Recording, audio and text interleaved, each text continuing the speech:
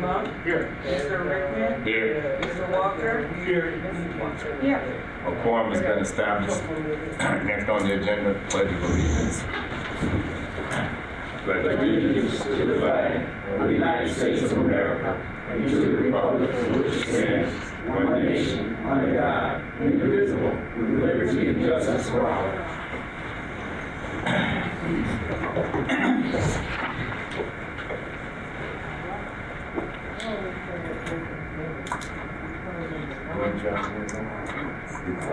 Next on the agenda is citizens' comments. This is a portion of the meeting where the residents of the Mount Clemens Community School District can address the board with any questions, comments, and concerns. I ask you step forward, step to the mic, state your name and address. Be mindful you have 3 minutes to make your inquiries. Also be mindful you may not receive a particular response to your inquiries here this evening. And last but not least, I ask that you address all questions, comments, concerns to the chair. The agenda is now open for citizens' comments.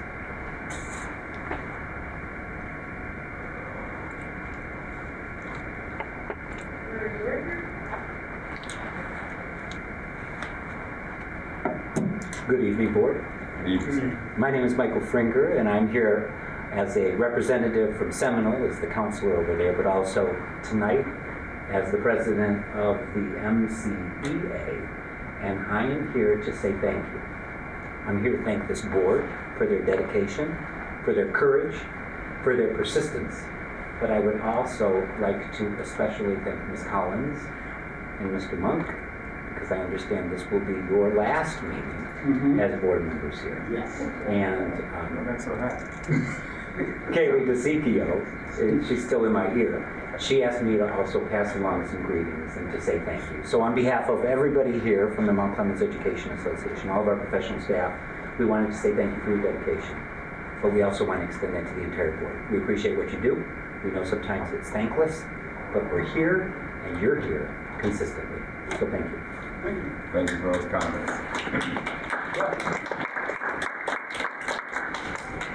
The agenda is still open for citizens' comments.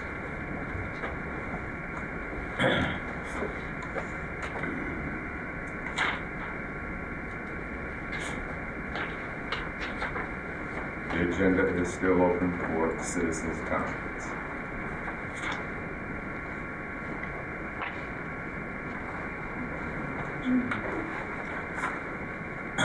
Last call, citizens' comments.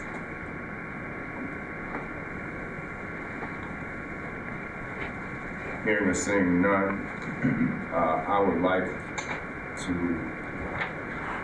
add to the agenda behind superintendent's comments, prior to the board comments. I would request to have approval of board proclamations. Moved by Member Monk to add to the agenda approval of board proclamation. Dr. McFadden first. Second, Dr. McFadden. Any questions, comments, concerns regarding the motion on the floor? Hearing and seeing none, call the roll, please. Mr. Monk? Yes. Dr. McFadden? Yes. Mrs. LaHoon? Ms. Collins? Yes. Mr. Rickman? Yes. Mr. Walker? Yes. Mrs. Walker? Yes. The motion carries. Item 13 will now be approval of board proclamations. Board comments will be item, approval of board proclamation will be item 13.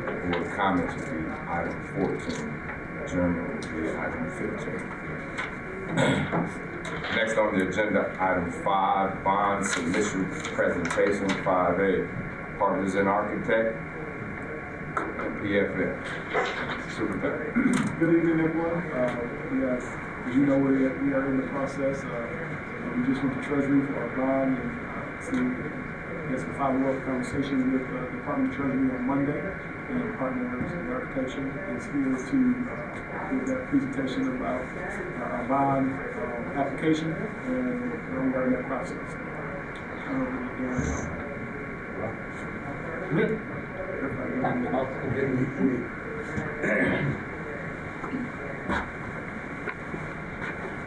Good evening, board members and Superintendent Roper. As Julian had mentioned, we did meet with the Department of Treasury on Monday, 10 a.m. We went through the application that's before you, page by page. There was a couple minor comments with some terminology, I guess, on the work list that we had. We corrected those, signed the applications, and it is now in its final stage. So it's in the final form. Assuming the resolution gets passed today, this will get submitted to Treasury tomorrow, I believe, by your legal counsel. So there hasn't been any changes, really from the last time we talked, but it is completed. Any questions? Any questions, discussion? How you guys feel about it? Great. Just very excited about it. That's what I wanted to hear. Yeah. Cool. We think it turned out really well, and the projects are going to be fantastic. Cool. Just what the district needs. I think the finance committee this. I have one question. At what point can we release the final language for the bonds to the community? Once this is submitted to Treasury, they have a 30-day review period. And then I believe, yes, January 22nd we'll be back before you for, you're going to call the election at that point, call for the election, the May election. We'll receive approval from Treasury. I think on the 20th is the date that was targeted. It comes back to the board. You call for the election, then at that point, it's official. So then you can start. You're going to have a whole campaign and Plant Ram. Real Point is going to help with that. The messaging to the community really starts that. I mean, this is big news today too. Don't get me wrong. Yeah, you can share the information. It just hasn't been officially approved by Treasury until today. Now, you mentioned January 22nd. Is that a 30 days from the time Treasury has the application? Or? Yeah, so tomorrow's the 19th. They'll get it in their hands, and then we got the holidays, but January 20th is a Monday, so I don't think they're going to approve on Sunday the 19th, so we targeted the 20th, and they said that shouldn't be an issue. And it says right in the document,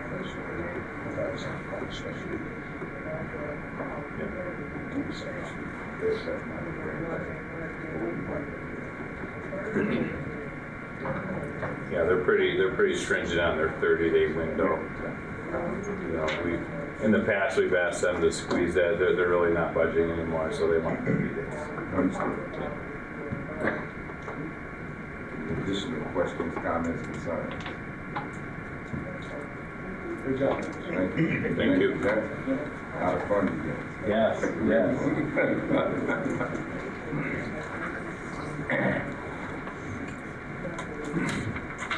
Next on the agenda, item C, district presentations. Mr. Superintendent. Yes, sir. I'm going to go first here, just do a little overview. And our principals will follow with their building level updates. We tried to give good evening everyone again. We tried to give a quarterly or at least biannual update of happenings in the district and things that are going on to keep everyone abreast. And so we have a lot of exciting things to share and opportunities for growth as well. So what was our date for our meeting? December 2nd, we had our 18th month review with MD to look at our partnership agreement. As you know, our secondary is in the partnership agreement because of initially what was graduation rates. And so there are a lot of stipulations and expectations that they have of us accomplishing and working toward the 36-month goal, which is a 3-year plan. The partnership agreement is for 3 years, but we had that mid-agreement review, which was 18-month review. And so I'm going to share with you what we shared with them.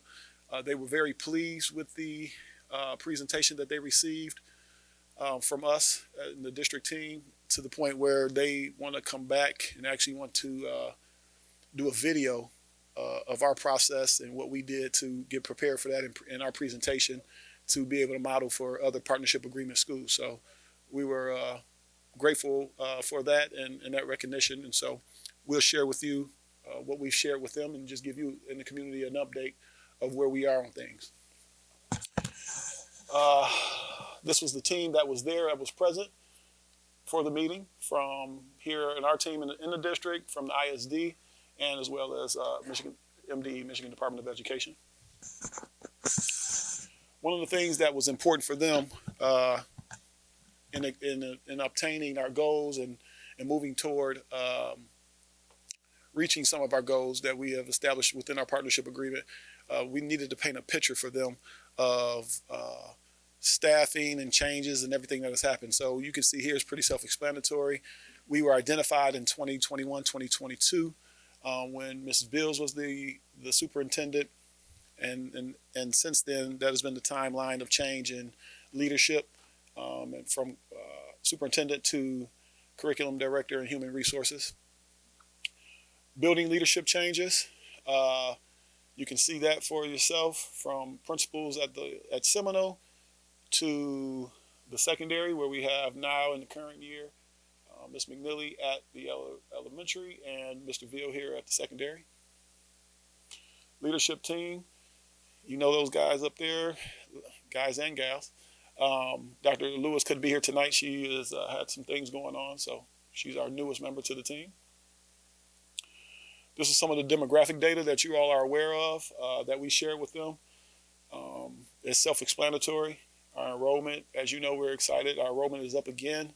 I think it's approximately 43 to 44 students from last year, so that's 2 years consecutively of increased enrollment, probably for the first time that the data and research person can go back. One of the biggest, most important things on this slide, though, is something that is it's not the elephant in the room, but it is the elephant in the room, and it's at the bottom of that slide. We see only 24.28% of school-age residents in this community go to school here, and that is, you know, we all take that personal. You know, we want our kids back, and that's the work we're doing, and you know, building the community's trust. And I think even all the way down to the changes within the building in the district, and as well as this bond initiative, is going to be critical into building the trust and getting our kids back and showing them that we're vested and invested in this district. So, go to them. Strategic plan. We shared with them the process we went through with our strategic plan. They were very impressed with it. They were impressed because of the graduate profile and a number of the things in there that were embedded and that really indicate student focus.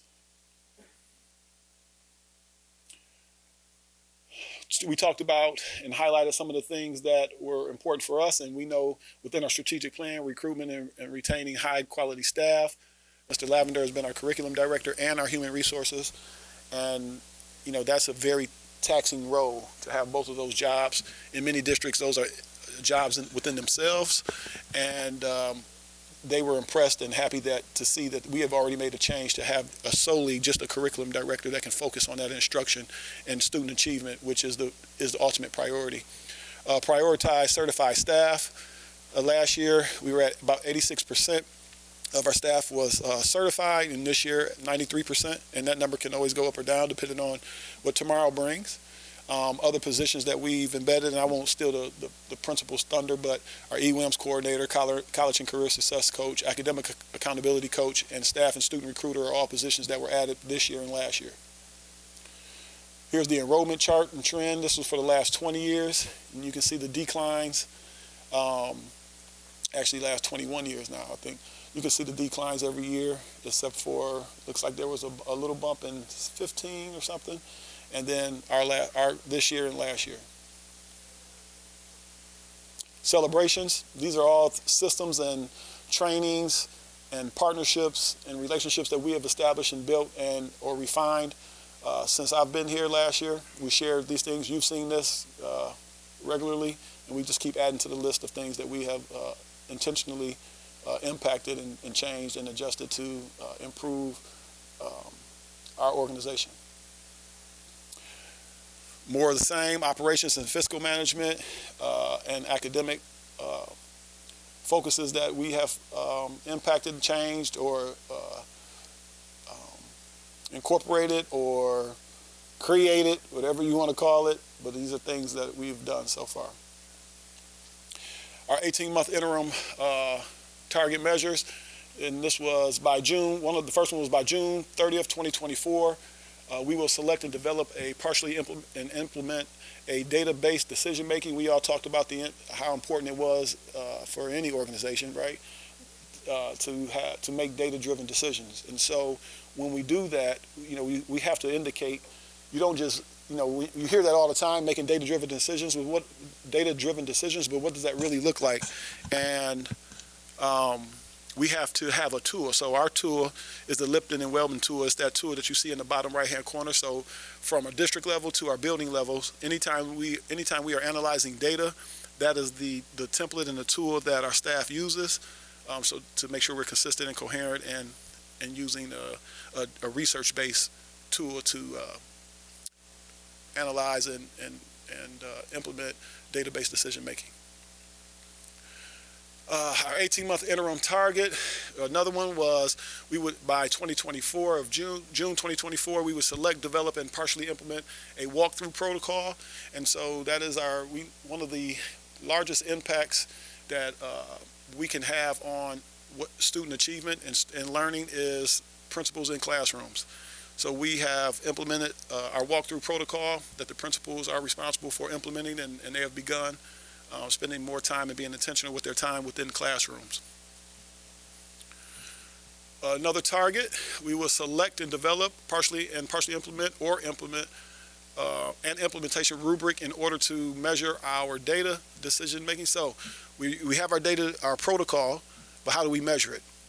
And this is what we presented to them, how we measure our data-driven decision-making protocols and ensure that we are, it's the accountability piece to our protocols. Who is that? Is that? Oh, that's Nicole. So it's pretty self-explanatory. Go ahead, Dan. This was one of our targets. The percentage of full academic year students who will meet or exceed their NWEA mathematics growth projection in 23-24 will increase by 30%. Not 30% in the year, 30% from the original year of 2021 as compared to the 2021-2022 school year. I just said that. And you can see, it's hard for me to see from here, but you can see. We met for reading, we did not meet for math. So in math, we were a little short on that target. And in reading, you can see the green bar, we did meet it. Good, Dan. This is the reading slide. Same thing, but this is for reading. And another one of our targets was the percentage of full academic year students. We call them FAE as another acronym you may have heard. And we're acronym heavy. So students on track to graduate in the spring of 2024 will increase by 1% as compared to that original year in 2022. And you can see the status was met. It's pretty self-explanatory with the bar graph there at 97.87%. This is our ELA target. Students on track to meet or exceed the ELA grade level proficiency will increase by 1% as measured. And you can see at the top there, we were a little short. That's the math. That's for mathematics. Yes. You'll see that on the next one. And then we met it for reading. So yeah, as you can see, one of the trends here, and it's nothing unique to us. Mathematics is a area of critical need and attention in most districts, and it's not really unique to us, but that is where we're putting our emphasis. This is mathematics, the same thing you just looked at, but just for math, we did not meet the math target, but we met the reading. One of the things with that they were impressed with was, and I've shared this with the board already, and one of the things we found in doing our audit with our mathematics curriculum is that our curriculum is not, I'm going to say it's not fully existent, or wasn't fully existent, and we've been in development in the stages of developing that since I've gotten here. And now with Dr. Lewis here, she's been diving deep into the mathematics curriculum, and what we found is that having a percentage of our math teachers or staff that may not be highly qualified or trained in delivering math instruction with the high needs of our students kind of has contributed to what we believe some of the lack of success in the area of mathematics. So what we are out researching now, Dr. Lewis has been meeting with other districts, doing some research in demographic districts, is seeing what kind of curriculum they're using. And we're going to go and what MDE recommended, and they were excited to hear that we are already on track of making sure that we have a curriculum that is kind of, I want to say canned, but already mapped out, research-based, that our teachers can go in and implement it, even if it's a substitute teacher, right? It gives you your objectives, it gives you your intentions, it gives you your strategies to use, and so they don't have to really do much planning of that besides diving deeper in how they're going to deliver the instruction. And so that was one of the things they were going to recommend to us anyway, so they were happy to hear that we were already ahead of that and working toward identifying that curriculum for our math. So we're excited about the impact that's going to have on our student achievement in math. Resource allocation, review, district improvement teams. So these are the things that we do to ensure that we are staying on track and continuously developing our team and our leadership and our staff, right? So our continuous improvement meetings at the county level, at the district level. As you know, we have professional developments for our staff bi-weekly in the district, as well as district level professional developments, county level, whether it's at the county or outside of the county for our staff. The resource equity diagnostics for district was used to facilitate these conversations at the county level. Grant and partnerships, 21H, these are just some of the grants that we have used. We have a lot of grants, and I know it sounds good, but what we're finding is it takes a lot. We're very small, right, as you all know, but it takes a lot of work to manage these grants. These things have to be spent in compliance. There are rules and regulations to them, and how you can use the money, what you can't use the money for, and so we want to make sure that we are, moving forward, we are applying for grants that we really need, and we're being intentional with how we use the funding. So far, we've been doing a good job within the last 2 years of being intentional with the grants we're going out for, so they can really be directed and impact and database and impact the areas of concern for us. You may have seen this before. This is one of the first rendering of what our building could look like from that CAS view, not the exact, but you've seen this before. And so we ended with this and shared with the MDE our plan and program to go out for bond and what we're going to do for our facilities.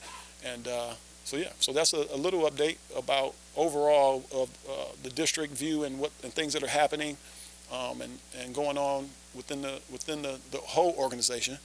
And up next, you'll hear from the building levels about things that are going on within the buildings.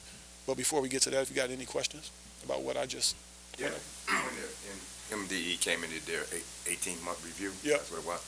Were there any areas that they had particular concerns about that we might have been lagging behind of our goals, or anything that they might have concerns for? Yeah, like I said, the math, but because we already had the plan in action of what we were going to do, the things that they were going to address was the math, but I addressed it already before they can get to it in the presentation, and the curriculum piece and having somebody that's solely a curriculum person was two of the things that they were going to lift for us as well. And so, by the time we were done, they were like, you guys are already on track. Just keep doing it, implementing them and with fidelity and making sure those things are happening was their biggest thing. So. And it's probably an oversight. I didn't see Ms. Dahl's picture up when you showed the staff. Yeah, we did. That might be an oversight. I don't know. I said, is she no longer? Well, they were looking at. Well, they were really looking at academic stuff, gotcha. Academic side of the house. So we really wasn't much in the finance gotcha. piece. Okay. Yeah. Okay. Any other questions, comments? I will share with you, and this is something that some of you already have heard in our finance meeting. We are just another highlight or celebration for us is we are pretty much working ourselves out of a functioning deficit.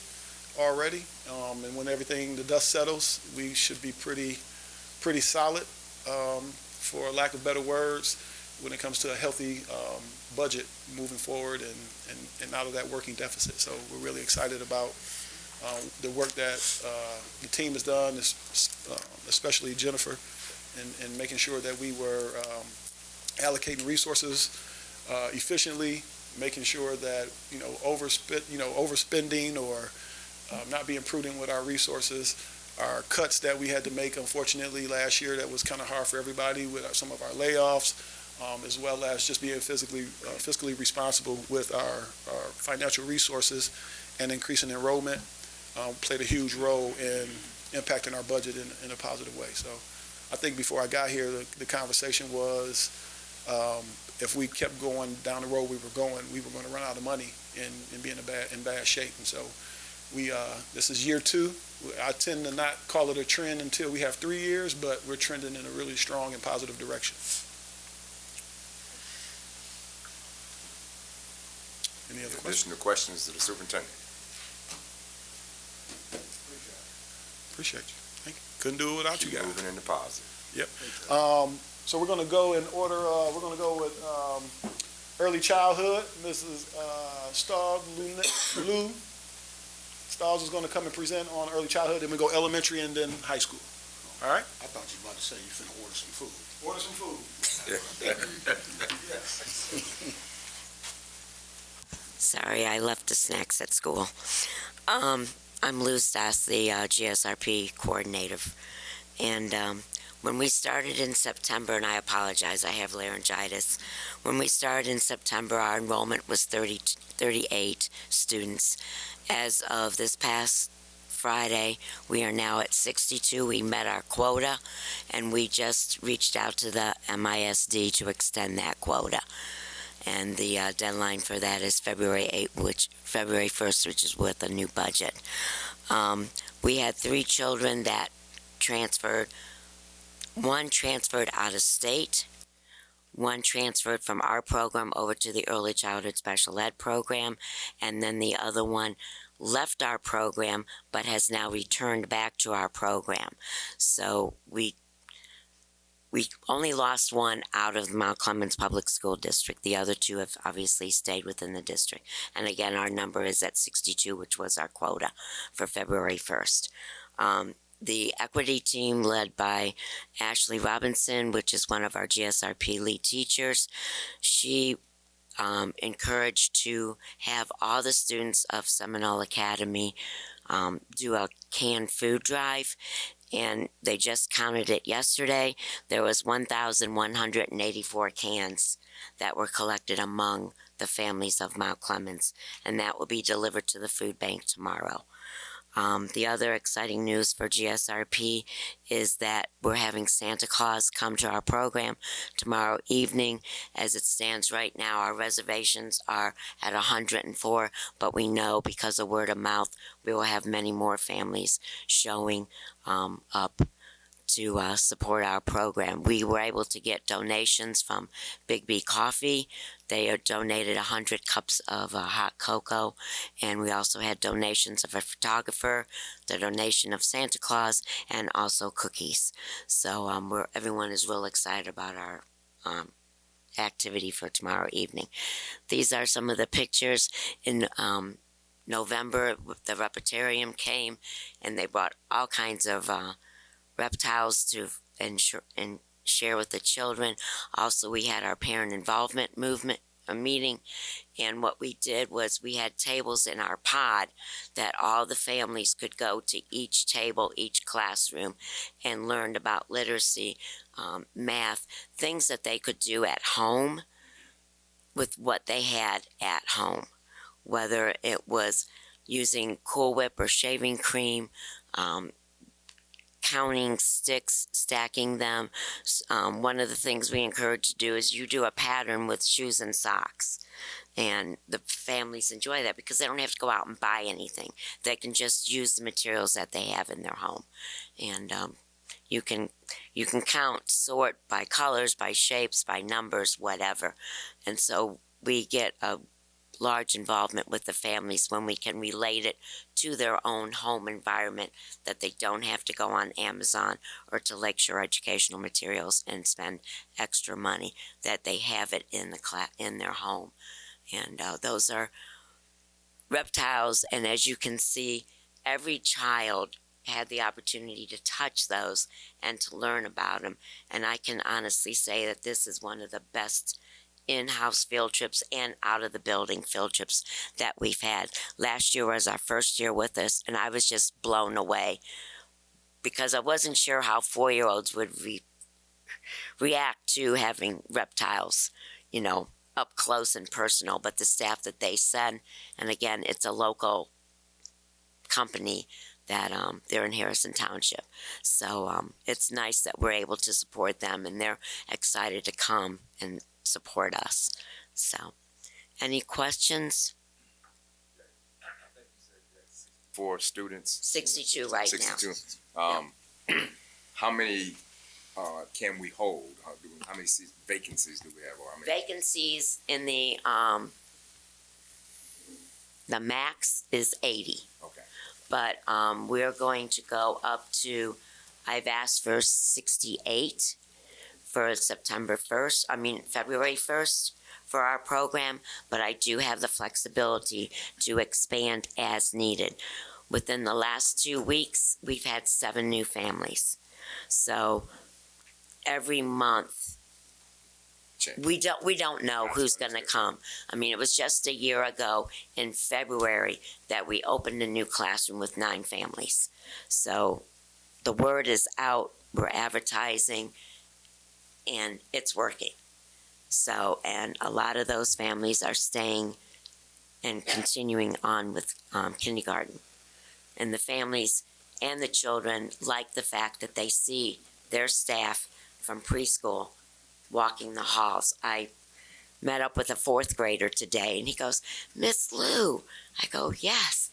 He goes, "I'm 8 now." And I was like, "Yes, you are." And I'm 4 years older. So, but the camaraderie, because the students can see us and the families can see us in the parking lot or school-sponsored activities, has, I believe, helped that we're starting at age 4 and moving on. I have a dream that possibly next year we may be able to find space to start a 3-year-old program. But that's in the works, and I'll present that as it comes to tuition. But I'm always looking for moving forward to enhance Mount Clemens.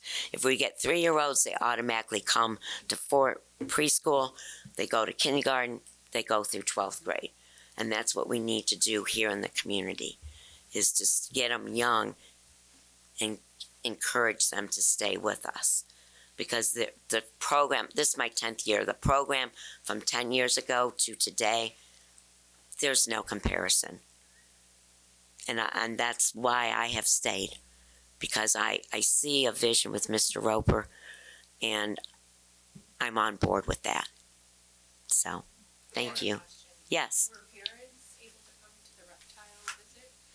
They were, but only 2 only 2 said they wanted to. Okay. So, yeah. All right. Thanks. And I just want to say this, just to Lou and her team, how much we appreciate them. And as you know, what the research talks about, the effect size of a quality early childhood program and the impact it has on student achievement and learning long term is critical, right? And so that's a huge part of what we do. In addition to just recruiting kids and getting numbers up, the research indicates when a child has a great early childhood experience, the possibilities for them to be successful and on or above grade level as they matriculate through our system increases significantly, and their experiences are just better. And so we appreciate what that team is doing and the push that they're making, and it's very competitive. There's a lot of, the governor, and there's a lot of early childhood money out there. People can go a lot of places. Everywhere you look, there's an early childhood center popping up somewhere. And so we're doing something to have almost 70 families here right now. Something is happening that's good, and so we appreciate you and your team. The Mount Clemens Intermediate School District opened 100 GSRP classrooms between last year and this year on top of what they already had. So the competition is extremely tight. Yep. But we have families that they may not live in Mount Clemens, but they come to Mount Clemens for our preschool program, and then we get them to stay. Yep. So even if they live out of district, they still drive their children in to the program. Yeah. So. I just got Sure. a comment. You know, I've been on this board long enough, and this is one of the main questions we used to ask back in the day. How many of those kids stay and come and stay within our school district? And you know, it wasn't. You know, they No, would come and utilize the absolutely. program, and then Absolutely. they'll jump ship. Yes. So I just want to applaud you and your team, and you know, because now they're coming in and they're staying, Yes. and that's what we hope that would turn out to be. So great We have job. 2 families that were on the 3rd child coming Oh, through GSRP. Nice, great So, job, good job, Yeah, great job. and there's 2 more underneath those. So, Nice. you know, and they live out of district and come. So, And it helps that it's already within our elementary building, Exactly. right? So Yeah. You know? they see our principal, they see our staff, that their future staff. It's a huge advantage that we have. Right. They see what's happening, the teams, and they do a lot together as a building. And so it's almost a natural, organic kind of transition. Well, that was one of the reasons why we voted to move that program over to Seminole for that specific reason. That right there, because now they're in the building, they see their future teachers, they Right. get acclimated to the school, they get comfortable with the school, the parents are comfortable with the school. Yeah.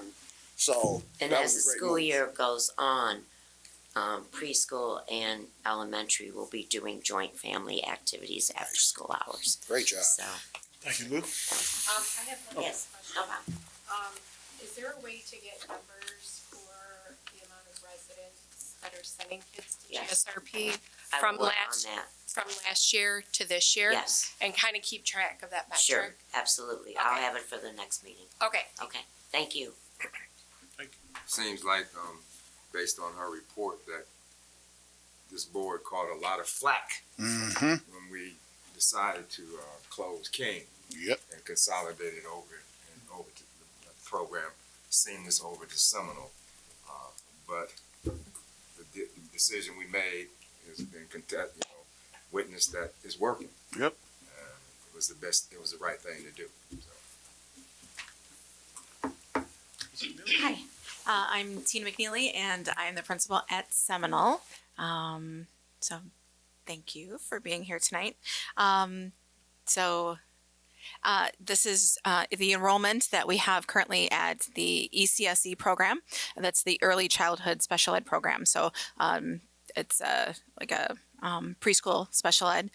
So last year there were 41 students at this time, and this year we have 44. And then comparison from last year to this year for the enrollment, we are down in kindergarten a little bit and 5th grade. Same number in 3rd grade, but an increase in 1st, 2nd, and 4th grade. And this just shows overall that, so ECSE, like I said, 41 last year, 44 this year. Elementary last year was at 395 this time of the year. It's at 404 right now. And so total with the ECSE and elementary together, we were at 436 last year, and we're currently at 447 students. So now a little bit about the data. Just a note, so this is comparing the math proficiency, but it's fall to fall. So these are baseline numbers. So next time when I present, I'll be able to talk to you about the growth that's happening. But right now, this is just a baseline of where those students are. So it could be a little confusing because they are not cohorts. So it's comparing last year's kindergartners to this year kindergartners. So just their basically how they're starting out. And then same thing for reading proficiency. This is based on our NWEA assessment, and the kids come in the first couple of weeks of school and take this, right? You try to get that baseline early. and so we can measure that growth throughout the school year and see our impact. So. Yeah, and with kindergarten, it's kind of tricky because they're on the computer. So a lot of it is judging their computer skills rather than really what they may know, just how they can access that information. So here is some information about the after-school tutoring program that we have. So the first graph is the number of students who were in tutoring in the first year of 22-23. So that was 2 years ago. There were 114 students in the program. Last year, there were 96 students in the program. And so the 22-24, those are students who were in both years of the program. So there were 24 students. So that's important because the next graph will show you a comparison of their achievement. So the first is, sorry, I don't have my glasses on. First one is math. So students who were in that first year of the program grew 22%. Students who were in just the second year of the program grew 44% with the tutoring. And then students who were in the tutoring program for both years grew 55%. So that's some really good growth that they're experiencing for being in both years of the program. And then the other side is reading growth. So students in the first year grew 19%. Second year, they grew 31%. And students who were attended both years grew 38% in reading. Actually, recommended for tutoring are most at risk because it's paid for out of Title I, correct? Correct. And then yes. Once those seats, if all those kids don't take those seats, then we open it up to other students that can participate. So those students that come to tutoring also come, they have dinner. So they eat first, then they have tutoring sessions, and then they take a bus home. Okay, so next is our attendance. So this, the first graph is the attendance first quarter of last year. So it's number of absences, and so it's 10%. So chronic absenteeism is 10% of the number of school days. So there's approximately, we're really close to 70. So I used the number of 7. So it's students who had 7 or more absences. So last year was 168, and this year we're at 102. So we're making really good strides with that. We're sending out those attendance letters and phone calls. The ladies in the office are really good at following up. Teachers are telling us when they're, concerned about students, they're reaching out as well. And we now have a DHS success coach in the building as well. So she's helping too. So a little bit about discipline. Last year, this time of year, we had 58 suspensions, and this year for the first quarter, we're at 52. So still some work to do, but we'll celebrate that little bit of growth there. And here are some things that we're doing in regards to discipline. We're focusing on intervention with our MTS or multi-tiered systems approach, and that team meets every 2 weeks, and we discuss academics and behavior. We have a visibility approach, a proactive approach there, where we have myself, Deb, who's in charge of discipline, Mr. Fringer, who's our counselor, and everyone else that we possibly can have visible in the hallways, in the classrooms, in the lunchroom, just as many adults visible and present and working with kids and talking with kids as we can. And that includes the librarian as well. She's there too. Restorative practices, we're working on forming relationships between adults and students with those peer relationships as well. And conscious discipline, focusing on having a calming center, focusing on breathing and wishing well in the classroom. So focusing on positive intentions and helping the students learn how to do deep breathing techniques and movement to help them when they're feeling angry, stressed, or any of those things in class. And we are using our MTSS Roar cart to also support positive behavior. So the students we have this year, we have little punch cards. So whenever a student is caught doing something good, either in the classroom or towards somebody else, or just picking up paper in the hallway, they get a little punch. So every couple weeks, we have the Roar card that comes out during their library time, and they can spend their punches on different items on the Roar card. So the items go from 1 punch all the way up to we have one that's what is that, Mr. Fringer? 150?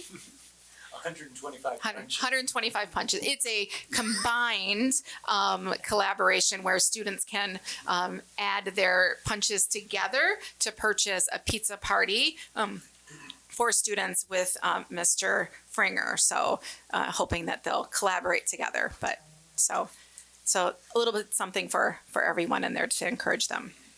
Here's some celebrations. We did have a McLaren visit. The doctors came out twice, and they visited with our 4th grades and our 5th grades. They took them out to the mobile unit, showed them, how to take their listen to their heartbeat, those kinds of things they would see in the mobile unit. They also talked about calming techniques and deep breathing, and they made bottles with them with the glitter in it and glue, so that you shake it up and then focus on it, and then when the glitter falls to the bottom, you should be calmer than you were before. So the kids absolutely loved it. There were some students who were interested in becoming doctors after, so I think that's a really positive thing too. And the doctors loved it too. Here, Mystery Science. So Mystery Science is something that all the classrooms are doing this year. And with a grant, we did purchase materials so that they could do hands-on projects in Mystery Science. So this one right here is they're making oobleck, which helps to demonstrate the different states of matter. And this was the Equity Team's family movie night. So that was a lot of fun. We watched Inside Out 2, and the families got to come and watch the movie for free. They had free popcorn and drinks, and it was just a lot of fun. This is our Halloween celebration. We had our tiger mascot come and lead the parade. Right now, this is our current celebration of a giving tree for Christmas that Mr. Fringer has arranged. We had 2 benefactors who arranged and bought approximately 280 gifts for our students. This year, I took these pictures last week. We had another huge, just this evening, influx of gifts that came as well, and I wasn't able to take pictures to update this, but we had 2 groups who bought all these gifts for these families. It was Kensington and Keller Williams Monzo Group Realty. They bought all those 280 gifts for our kids. So it's amazing. Just gives you goosebumps. Just great outpouring of love for our kids and our families. One of the things too you didn't highlight it here, but it's really important. I think the secretaries got it together, but the clothing closet. Oh, yes, yes, So yep, you wanna absolutely. talk about that a little bit? Yes.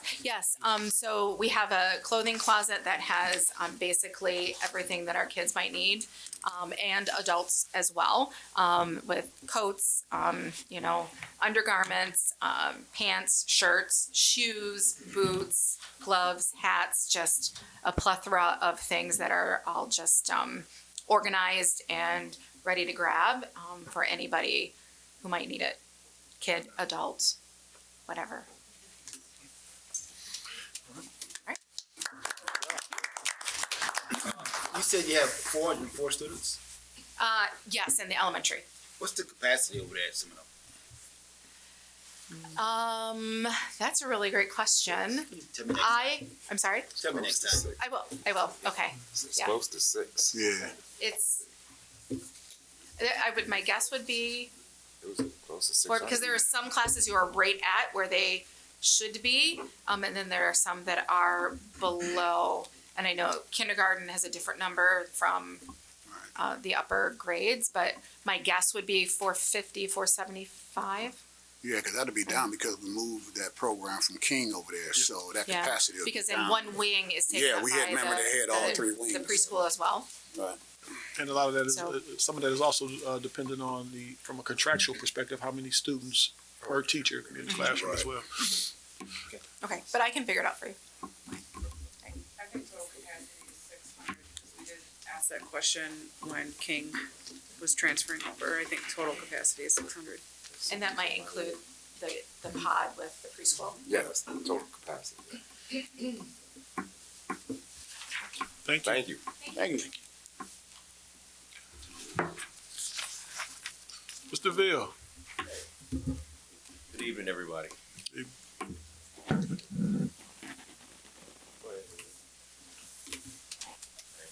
Skip, because we know the strategic plan. All right, so as you know, enrollment has increased. This year, for Q1, we are at 160 for middle school. And in high school, we are at 245 versus 231 from last year. All right, so this slide talks about student achievement. We are measuring students that made the honor roll. This year, last year, 28% versus this year at 31% for high school. And in middle school, Q1 last year, 19% versus this year, Q1, 18%. This slide addresses the concern, right, to get more students above a 3.0 GPA and decrease the amount of students below 2.0. So we started an academic intervention program, which is coordinated by the new hire, Shane Rush, the academic accountability officer. So the purpose is to increase the overall GPA, as I stated, providing tutoring twice a week for students below a 2.0, and providing students below a 2.0 with a student advocate. This will take place during advisory. We've instructed the advisory teachers to step in as student advocates. We know that this is a volunteer position, so luckily for us, right, teachers have taken on that role. They will check weekly progress reports, and they will reach out to parents. And so the biggest piece of this is the reaching out to the parent, a face-to-face meeting with that student to say, hey, this is what you're missing. And then following up with parents and students to say, you're still missing this or you're not, congratulating that student and hopefully getting them above that 2.0 and getting them out of this program. All right, a little NWEA data. So this would be more meaningful, right, when we take it again.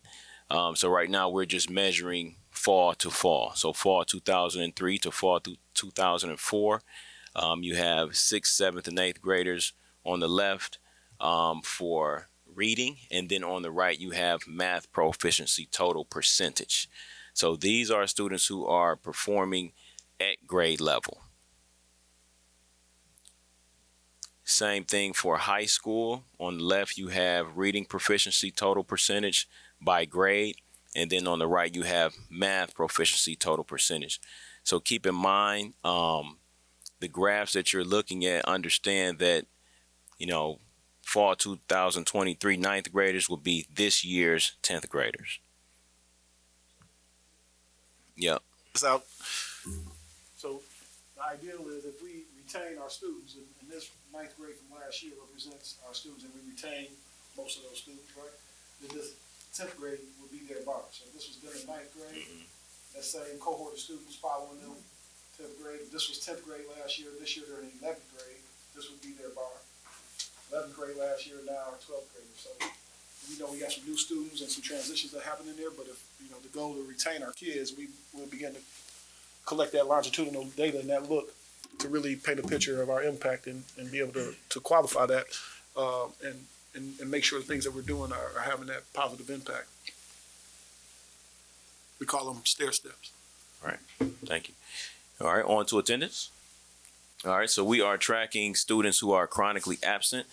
Michigan Department of Education defines this as students who have missed 10% or more school days. All right, so for middle school, we have 71 total from last year, and this year, 72 students. For high school, last year we had 127. So this is a win for us, and me and Mr. Pittman, who is the EWIMS coordinator, he's over attendance. We celebrated this today. We're down to 105. All right, so how we're doing this, early warning intervention and monitoring system, that's what EWIMS stands for. We're meeting twice a month. The coordinator is John Pittman. The members of that team, myself, Shane Rush, the academic accountability coach, the counselor, Ms. Terry, and our dean of culture, Tom Hanna.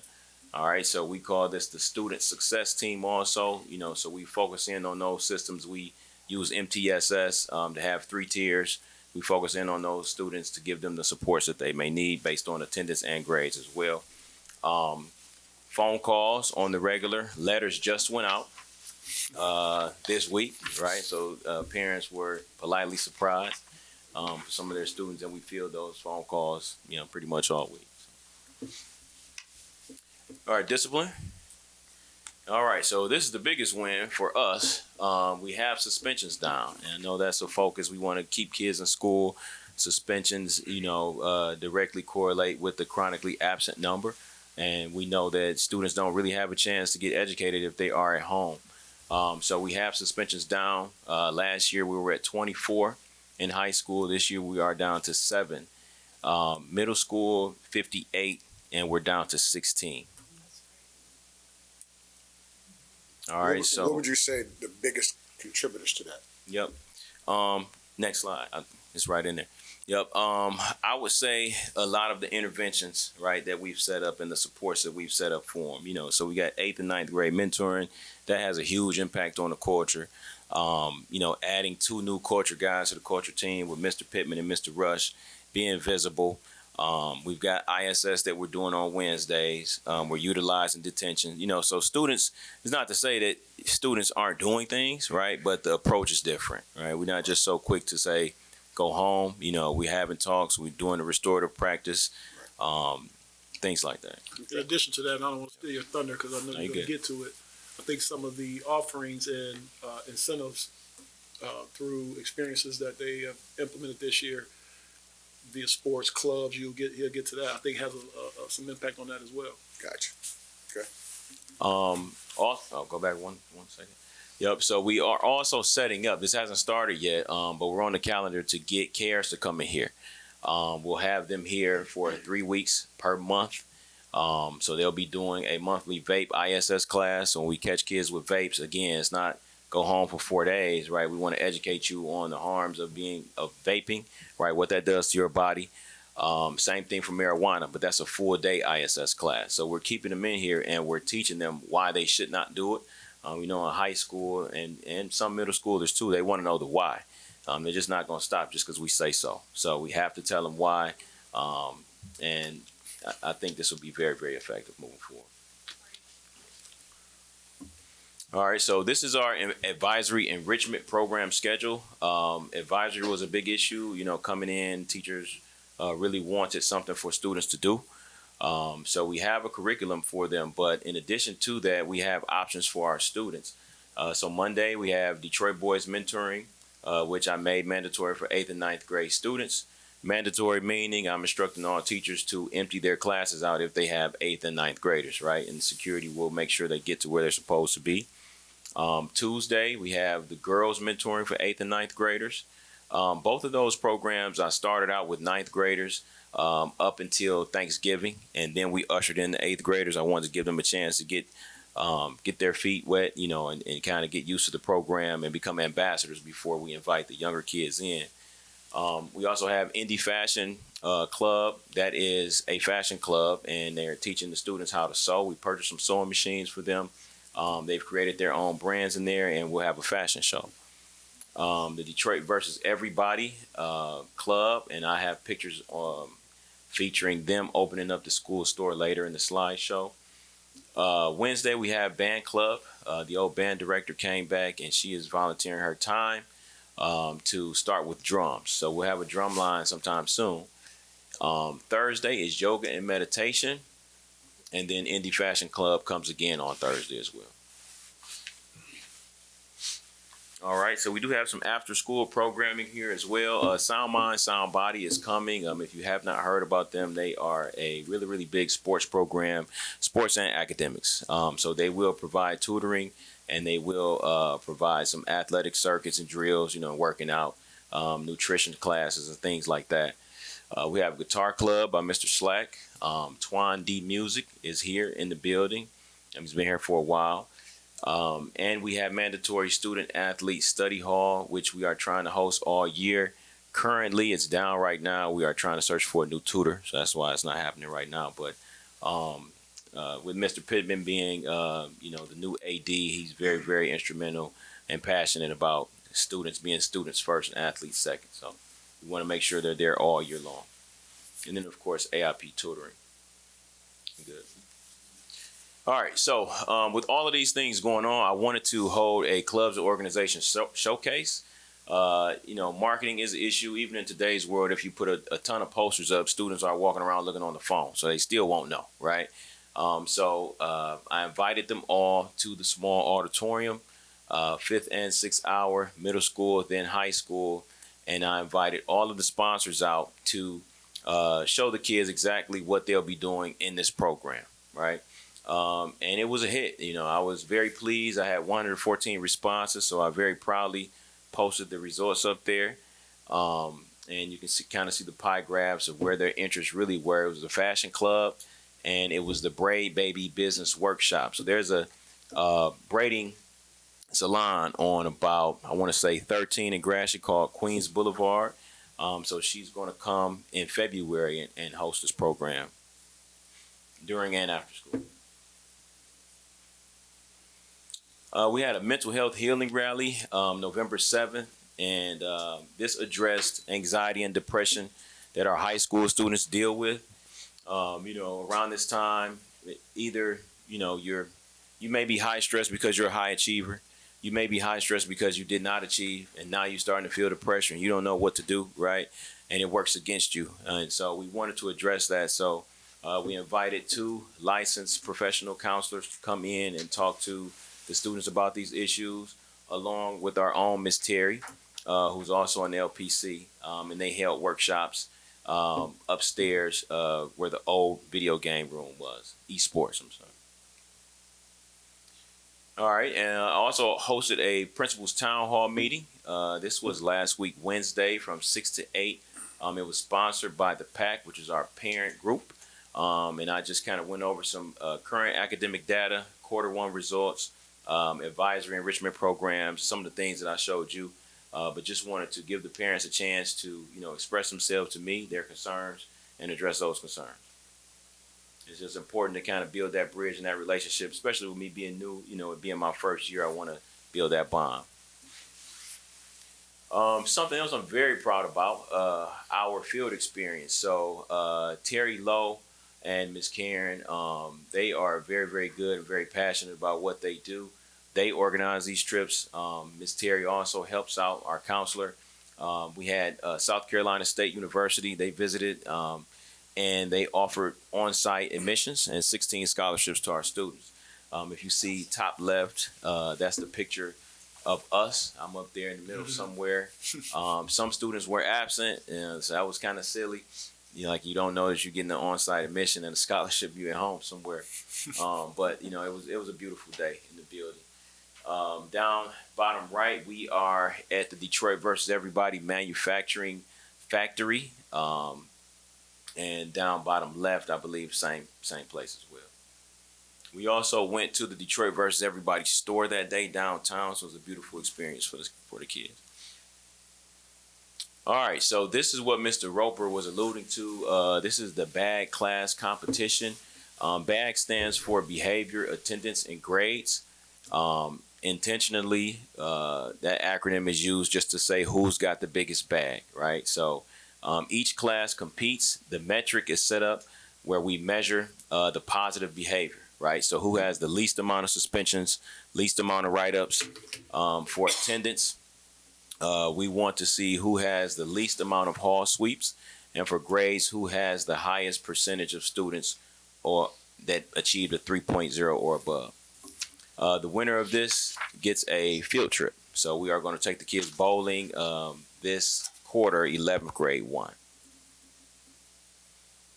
All right, and on for our honor roll ceremony. The top is high school. Right in the middle is our middle school students. And then there's me shaking the hand of a young middle school student. They really, really enjoyed this. So we just played some music, you know, kind of had it laid back. Called each student by name. They were able to walk across the stage, shake hands, and then we took pictures afterwards. All right, and so this is the Clem Corner store reopening with Versus Everybody. The official name of the company is Versus Everybody because we can put Mount Clemens versus everybody or whoever as long as they license it. But students met once, sometimes twice a week. They were able to, he gave them a sketchbook, right? Pick their brains about, you know, what kind of brand they wanted to see, right? They wanted to rebrand the school logo and have some different type of school gear. So the RBA is called Real Bather Activity. One of our high flyer honor roll students named Brooklyn came up with that. The MC logo on the sleeves, it says Bather Flavor. And all of the gear is tagged with the Versus Everybody tag. If you don't know about Detroit Versus Everybody, it is a world-renowned brand now. They even had a partnership with Gucci. And the CEO is right there in the middle. His name is Tommy Walker. Tommy and I went to school together, but this was not my contact. I had to credit this to Miss Terry Lowe. But he's nice enough to come every week. And, you know, so to have a CEO on that level, to just be in the building, very casual, is really mind-blowing to me. You know, so the students still really don't know how heavy of an impact that's going to have on them. But it's a beautiful thing to, you know, have a CEO of his stature stamp your brand, put his tag on it, and sell it in our school store. So we also have some bucket hats as well and some skull caps. And can you stay right there? On the top right is executive protection. The guy in the black. Right. But one of the key pieces about this, as you all know, this community wants to teach or expose our kids to everything, right? And so, in addition to building a brand and the creativity piece, the business side of it, entrepreneurship, right? So, our kids design these things. Detroit Versus Everybody is going to provide those things, and we get a percentage of everything that they sell. And so they were very proud. You can see we had Mitch Hotz from the Macomb Daily, and I forget the gentleman's name from CNG News here, and yeah, I think it's Dean. And you know, and that's huge, right? Because most of the time, unfortunately, we hear negative things in the news and in the media, and so they were impressed, and I'm sure there'll be some things that come out soon. But our kids are just ecstatic and empowered, and that's what we want to do. We want to empower our kids and build that belief that they can do anything. And they were so proud. Mr. Rickman happened to be here too, and he was able to visit to witness that. So that's what I'm saying. All right, so for athletics, we have a couple new offerings. Middle school flag football. I'm hearing we have some really good athletes down there too, so I can't wait until they start. I want to see that. Boys and girls. Yeah. Middle school wrestling, high school wrestling, and middle school girls volleyball. All right, you can skip through this. Question. We pretty much hit all these. Go ahead. The wrestling, middle school wrestling, are girls eligible? They are. Okay. They are. Oh, yeah, there's some girls on the team. Yeah. All right, so more to come. We already reopened the store, so I can scratch that one off. Mm-hmm. Student Life Organization is coming. That will have 2 representatives from each grade on a panel, and that will be a student voice group. So I'll be listening to them and doing whatever it is that they want to do, as long as it's within school rules, right? And we can attach it to some kind of academic accomplishment. program tracking. So what that is our advisory programs, right? So I want to track those, track the attendance of those, see the effectiveness of those, so we can see where we're spending our money and if we need to do so. AIP, data tracking, again, that's huge for me as well. So every program pretty much I want to track and have data for myself and for you all too. National Honor Society is coming. We do have a 6-week mental health workshop coming. That will be hosted by another licensed professional counselor. We got honor roll t-shirts on the way for those quarter 1 honor rollees. Honor Society. And Anton Art Center partnership. So that would include field trips where they can do pottery and painting. We're talking about starting a drama club with one of their employees. And I am looking to have a mural painted by them as well on this stairwell here. We got those huge walls, something beautiful can go right there. And they also want to host a poetry slam. That's it. Any questions? Got one question for you, sir. In the beginning, you talked about the tutoring for less than 2.0. Is that mandatory? So we can't make it mandatory. I would love for it to be mandatory. We are just strongly suggesting it, for their future, right? And academic success, you want to go to tutoring. So we're contacting parents using that type of language and just letting them know that they do have an option, something's available for them to get some help. How much of the have you seen with the increase or the same or decrease in parent involvement with everything you guys are bringing?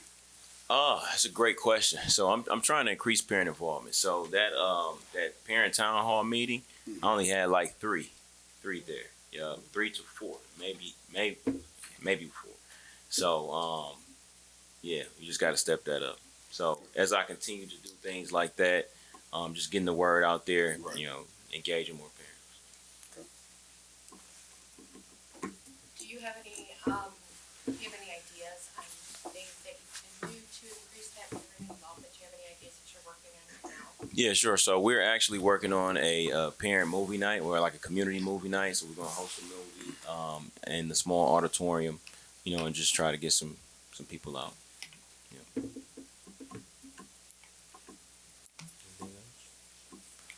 Any additional questions, comments? I don't have a question. I do have a comment though, and I don't. I'd rather make a comment now than there's board comments. Ms. Lowe and Ms. Hines tomorrow and Friday, and we're going to continue to do this when students get back, are going to be handing out jackets, hats, gloves. We are looking for donations for those jackets. If anybody can get them here today or Friday morning so that Ms. Lowe and Ms. Hines can get those out. Mr. Monk, you would remember years ago, we brought 3 carloads of items for our social worker, Mrs. Monk, and we had a room for them. We are rebuilding that room. So we are looking for donations for hygiene products, again, jackets, belts. Our young men need belts, so if you can donate belts, it's an item that doesn't get donated often. Hand sanitizer, shampoo, conditioner, whatever you can bring, we'll be collecting those, and that's going to be a year-round room that if we have students that are in need, they can go get it. Leggings, hoodies, whatever you can donate. That's all. 2 additional things just to add. I just want to give a shout out to all the volunteers, staff. We have some parents, community members, the Divine 9 Greek organizations that came out. We hosted our second, since I've been here, our second annual turkey giveaway where we gave out 800 turkeys this year.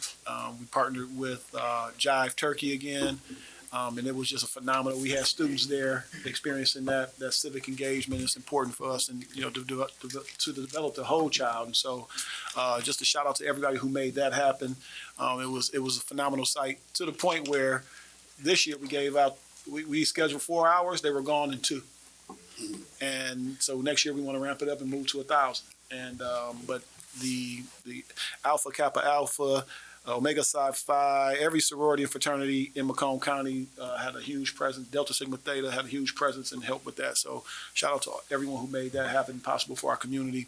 And last but not least, that's something that we're really working on, and I'm really excited about this, and I know the community is and will be. Now our new roof is done on the historical side of the building, the 100-year-old. That roof is in place. We don't have water leaks anymore. Thanks to you all for allowing us and voting to move on that and to rescue that building as we begin to secure our bond and move forward with that. And so one of the things we're really looking forward to is I've charged the maintenance staff. We're trying to get that old auditorium together. So hopefully we can have graduation in there this year for the first time in I don't know how long. So we'll that's a goal that I have for us, and we'll keep everybody in the loop. So thank you to our principals and our Ms. Lou for their hard work and dedication. And if you guys can stick around, I know the board will have some comments at the end, and I think it's important that you get a chance to hear that. Sorry, I know you want to go home, but.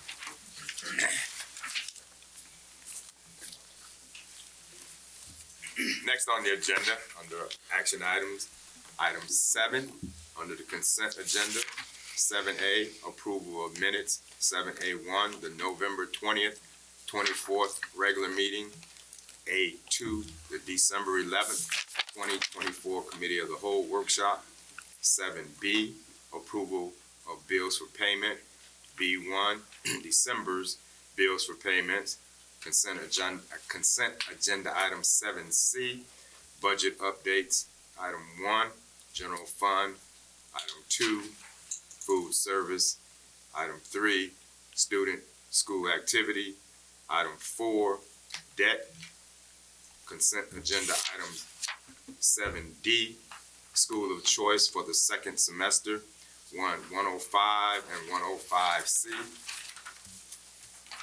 Consent agenda item 7E, adoptions of policy 1, policy 2264, non-discrimination on the basis of sex in education programs or activity, policy 3120.08, employment of personnel for co-curricular / extracurricular activities, policy 5330.02, opioids antagonists, policy 5340, student accidents, policy 5500, student conduct, policy 7440.03, small unmanned aircraft systems, policy 7540.09, artificial intelligence, policy 8321, criminal justice information security, non-criminal justice agency.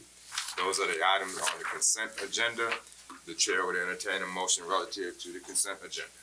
Mr. President, I move to accept the consent agenda as presented. Moved by Member Monk to approve the consent agenda as presented. Support. Second, Member D. Walker. Any questions, comments, concerns regarding the motion on the floor? Yes. Yes, sir. Okay, we had some discussion at our workshop. I did reach out to my counterparts and found out that I was correct, that first readings can be done at workshops. Both my counterpart, Mr. Wayne and Neola, and my counterpart at MASB, I just, when I called them, I said, I know what the answer is, but I need y'all just to say it. And they both agreed, and they said yes. So in the future, you guys can, accept first readings at board workshops, and then adoption at regular board meetings. And pertaining to the revised policy 312008, employment of personnel for co-curricular, extracurricular activities, starting with the 2025 school year. The Board of Education will instruct the superintendent to create an administrative guideline for any individual hired to serve at the high school as an athletic coach shall have a valid certification in cardiopulmonary resuscitation, CPR, and use of an automated external defibrillator, AED. It was temporary in the past, so in the year 2026 coming up, this policy will make it mandatory. So that's the difference. And this policy wasn't new, it's just been revised. So, And there was a question about liability, and talking to my counterparts and also discussion with the superintendent. The liability, if the district carries liability and also EduStaff carries liability. So if a coach falls under either one of those, they're covered through the district liability insurance or they're covered through EduStaff liability insurance. So that takes care of. And I know I asked another question, and yes, Michigan High School Athletic Association will be coming out with something in their policies and regulations to deal with all of that in the future. And for the record, we are already scheduled for all of our coaches to get trained in CPR next week. I believe Dennis is back there. Next week, Mr. Pittman already has that scheduled. So we want the people working with our kids and our families to be prepared for any kind of emergency. Right, exactly. Thank you, Mr. Monk. Any additional questions, comments, concerns regarding the motion on the floor for the consent agenda? Just to make sure, for item C, those all are budget amendments as Jennifer pointed out last week. Just so everyone just knows. Any additional questions, comments, concerns? Hearing or seeing none, call the roll, please. Mr. Monk? Yes. Mr. Walker? Yes. Mrs. Boone? Yes. Ms. Collins? Yes. Dr. McFadden? Yes. Mr. Rickman? Yes. Mrs. Walker? Yes. Motion carries. Next on the agenda, item 8, PQ application and bond resolution. Mr. Superintendent. Yes, sir. As we discussed, our bond work and presented by PIA has gone to Treasury, and so the following resolution, we're looking for your approval as follows. Resolve to apply for preliminary qualification of bonds by the state treasurer for the purpose of financing the school construction description in this application. That said application is presented to the state treasury for action prior to the official action of the Board of Education calling the election on said bond issue. Resolve that this bond of education will present a final qualification application to the state treasurer for qualification of their bonds after this bond issue has been approved by the electors of said district. Read this application and approve all statements and representations contained herein as true to the best knowledge and belief of the board. Authorize the Secretary of the Board of Education to sign this preliminary application and submit the same to the state treasurer for review and approval.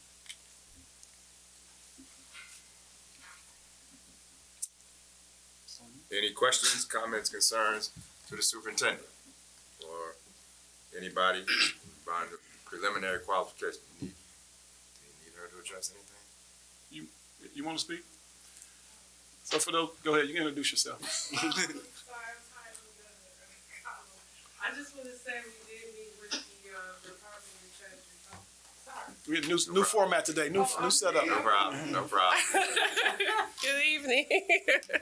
I just wanted to say we had a really good meeting with the Department of Treasury on Monday at 10 a.m. and it was 30 minutes, very minimal questions, concerns about the bond application. So thank you, PIA, for putting that together, and with the help of PFM and us with the enrollment projections. It was we're looking to get comments back for them and approval again by January 20th. We did request that from them, and they didn't see any issues with meeting that date. And then we'll come back to you again on January 22nd for full approval. So I just wanted to remind you of the process. Thank you. Any questions? Thank you. You've heard the recommendation. Chair would entertain a motion relative to the PQ application and bond resolution. I move that we approve the PQ application and bond resolution as presented. Support. Moved by Member Walker, second by Member Collins, to approve the bond resolution and application as presented. Any questions, comments, concerns regarding the motion on the floor? Hearing or seeing none, call the roll, please. Mr. Walker, Yes. Ms. Collins, Yes. Mrs. Cahoon. Yes. Dr. McFadden, Yes. Mr. Monk, Yes. Mr. Rickman, Yes. Mrs. Walker. Yes. Motion carries. It's been a long time. It's still a long time coming to go. We can't clap yet. Finally. Oh, we will clap. I'll clap at the end. Agenda item 9, Human Resources, 9A, new hire, first grade teacher, Mr. Roper. Mr. Lavender. This evening, Mount Clemens Administration recommends the hire of Elaine Carroll, first grade teacher, to join Mount Clemens Community School at Seminole Academy. Elaine has successfully progressed through 2 rounds of interviews and positive reference checks for confirmed. Elaine has successfully completed her educational program for Saginaw Valley State University. Elaine is eager to join our district to provide the best opportunities for students she serves in order for them to grow and learn. This evening, Mount Clemens Administration recommends the hire of Elaine Carroll, first grade teacher at Seminole Academy as presented. You heard the recommendation. The chair would entertain a motion relative to agenda item 9, the hiring of first grade teacher. Support. Need a motion. I mean, so moved. Sorry. You good. Support. Moved by member Collins, second by member J. Walker. Any questions, comments, concerns regarding the motion on the floor? I do have one question. How many open positions are at Seminole for teachers? And if you look, I believe there's 7. Well, 6 now. Any additional questions regarding the motion on the floor? And this teacher is not replacing anybody that was laid off, correct? Not laid off. We had a resignation at first grade, which is actually replacing a resignation. So it's replacing the resignation? Any additional questions, comments, concerns?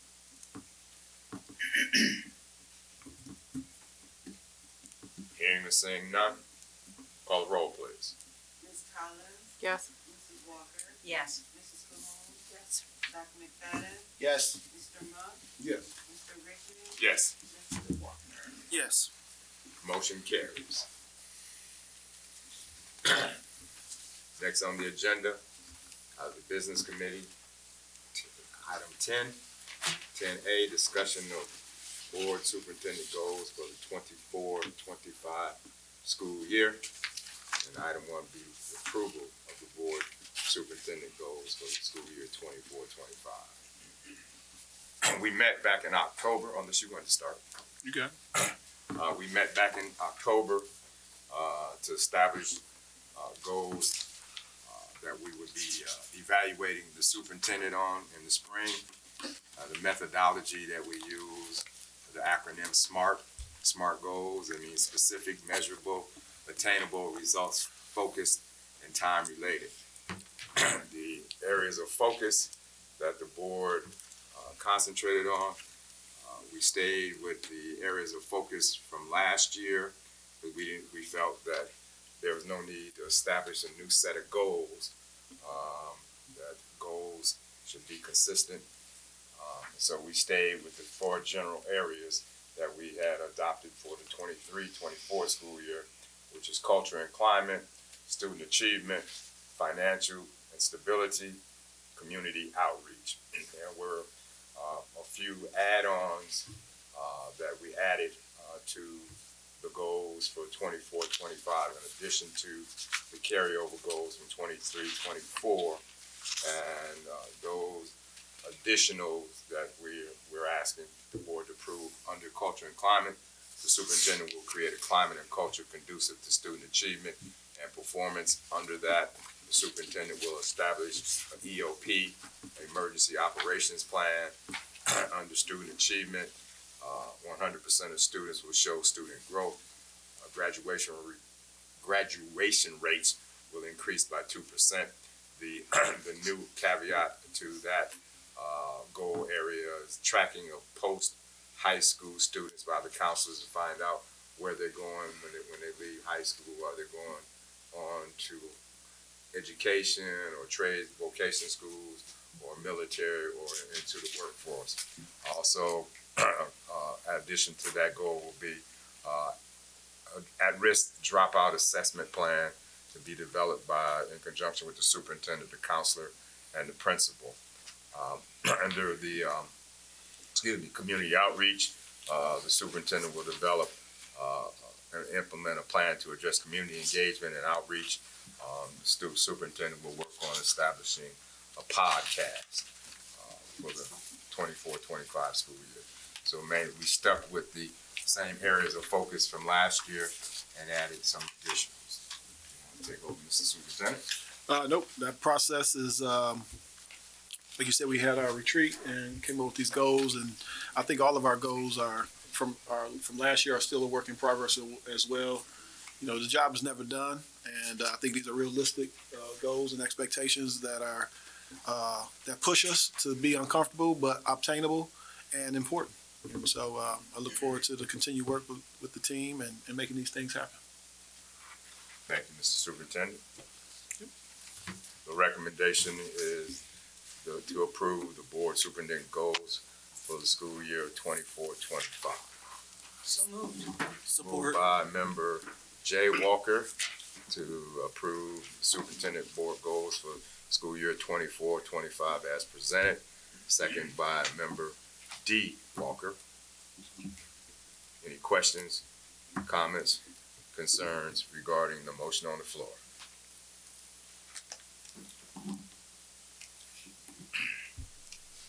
Hearing and seeing none, call the roll, please. Mrs. Walker? Yes. Mr. Walker? Yes. Mrs. Cahoon? Yes. Ms. Collins? Yes. Dr. McFadden? Yes. Mr. Monk? Yes. Mr. Richter? Yes, motion carries. Informational items, item 11, Business Committee 11A, Financial Report. We went over the financial report, our work session last week. Any additional questions, comments, concerns regarding the financial reports? Item 11B, same thing, contract listing. Again, we reviewed this at our work session. Are there any additional questions, comments, or concerns? Hearing and seeing none, takes us to item 12, superintendent's comments. These will be my shortest comments because I presented already. Our principals presented already, but I just want to say we had a great cabinet level celebration, holiday celebration yesterday, where this room was filled with the district leadership, and everyone just went around and shared appreciation and celebrated some of our success, and the tone in the room was very it just made me appreciative of the staff that we have, because people the common tone was people don't mind coming to work here, and it doesn't feel like work, you know. And so I'm just very thankful of our team that we have assembled and continuing to develop here.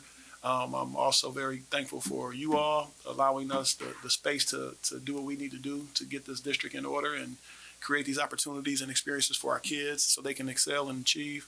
And I'm just grateful and still as enthusiastic. I'm just getting over something myself, so my energy is a little down. But I am just grateful for the opportunity of being here. I'm looking forward to, and I appreciate you all voting on this bond. I think this community deserves it. These kids deserve a quality. You heard all the programming and the things that are happening that we're including and increasing. But those physical spaces are just as important. And I think bringing state of the art physical spaces that are conducive to learning and student success is important. It's going to have a huge impact on the sustainability of this district and this community. As a community, as a district, school district goes, so goes the community. And so I want to thank everybody. Robbie behind the camera, I want to thank him for making sure we're getting recorded finally. Robbie is also our teacher for our media class. He also records the city meetings and commission meetings. And so thank you for making it happen, Robbie. And we're going to have students in here. He's working on that as well, and our podcast. So I just want to thank all of you. I'm very excited about this bond. First step is clear. There's going to be more opportunities in the community. We're going to need you. We're going to need your involvement, your voice. There will be more to come as we get approved, and I'm looking forward to our future. And great things are happening in Mount Clemens. So thanks to everybody and their commitment, and onward and upward. Thank you, Mr. Superintendent. Excuse me. Agenda item 13, approval of board proclamations.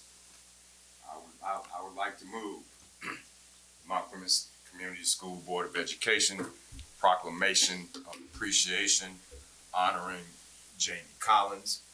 Whereas Jamie Collins has faithfully served as a member of the Mount Clemens Community School Board of Education from 2020 until 2024, demonstrating steadfast dedication, vision, and leadership.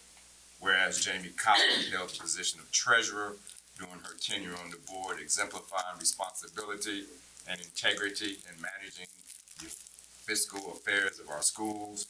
Whereas Jamie Collins was a tireless advocate for our students and schools, going above and beyond her duties as a school board member by actively participating in school activities, including collecting funds at athletic events on the gate, fostering a welcoming spirit and sense of community.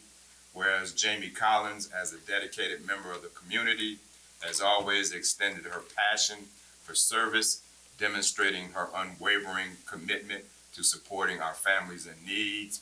Whereas Jamie Collins' efforts and advocacies have left an indelible mark on Mount Clemens Community Schools, always striving for the betterment of our children and the achievement of education. Now therefore be it resolved that the Mount Clemens Community School Board of Education does hereby express its deepest gratitude and heartfelt appreciation to Jamie Collins for her remarkable 4 years of service, her unwavering commitment to excellence, and her enduring love for the children and families of our community. It be further resolved that this proclamation be presented to Jamie Collins in appreciation and gratitude for her service as a true champion of public education and community service, adopted December 18th, 2024. The chair would entertain a second. Support. Second by Dr. McFadden. Any questions, comments, concerns regarding the approval of the proclamation of appreciation to board member Jamie Collins? Call the roll, please. Mr. Rickman? Yes. Dr. McFadden? Yes. Mrs. Cahoon? Yes. Ms. Collins? Yes. Mr. Walker? Yes. Mrs. Walker? Yes. Motion carries. Whoa. Mr. Monk. Jason didn't hear you. I We called him. No. Oh, yes. Again, motion carries.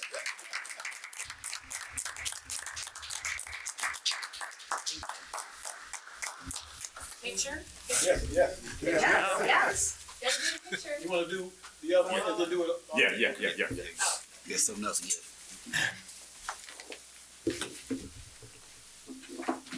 I move Mount Clemens Community Schools Boards of Education proclamation of appreciation honoring Jason Monk. Whereas Jason Monk has devotedly served as a member of the Mount Clemens Community School Board of Education, first from 2015 to 2022, and again from 2023 until 2024, which is a total of 9 years, in embodying commitment and leadership throughout his tenure. Whereas Jason's commitment was exemplified by his obtaining level 1 school board member training certificate training in his first year of board service. Whereas Jason Monk held the distinguished positions of president, treasurer, and secretary while serving as the chair of the policy committee for many years, contributing his expertise and dedication to the governance and strategic direction of the Mount Clemens Community Schools. Whereas Jason Monk extended his service beyond the boardroom, actively engaging in student activities by running the concession stand, providing Mount Clemens merchandise to enrich the experience of our students, and fostering a sense of pride and connection within our school communities. Whereas Jason Monk generously supported the Mount Clemens Community Schools, demonstrating his deep care for the well-being of our families and his commitment to fostering a strong, compassionate community. Whereas Jason Monk's dedication to the Mount Clemens Community Schools has been a reflection of his desire to ensure the success and happiness of every student, leaving a lasting impact on our schools and community. Now, therefore, it be resolved that the Mount Clemens Community School Board of Education does hereby express its profound gratitude and sincere appreciation to Jason Monk for his 9 years of service, unwavering dedication, and heartfelt contributions to our students, family, and community.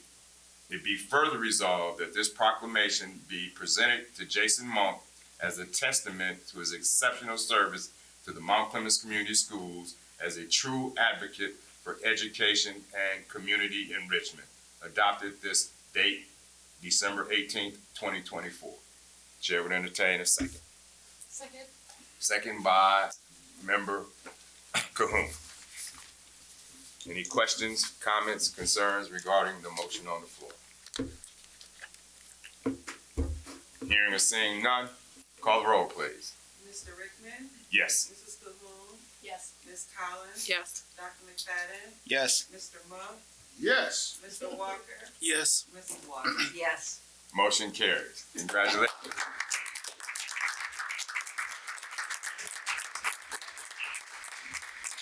This is really important.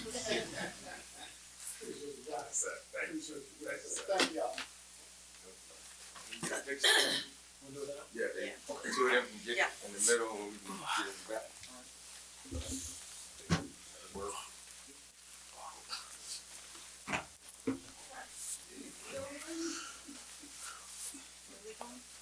You too. Y'all might sit in front of me. You guys in the corner, so. Right. We're good, you know, we're getting the ones, you know, we're getting honored. Everybody. The right end. Yes. Actually, if you two can go back. Yes, I thought. I thought Rick it was can fine. stand up, okay. and I can stand like this, I can get all.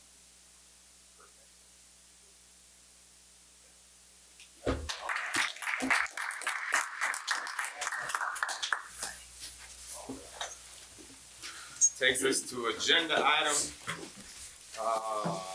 14, board comments. Yes, sir. Can I have our principals, Mr. Ville, Ms. McNeely, can you guys come over here? I just want them to, I know what your comments, I know they're never here to hear the positive, great thing. Okay. So I want them to be present over here just so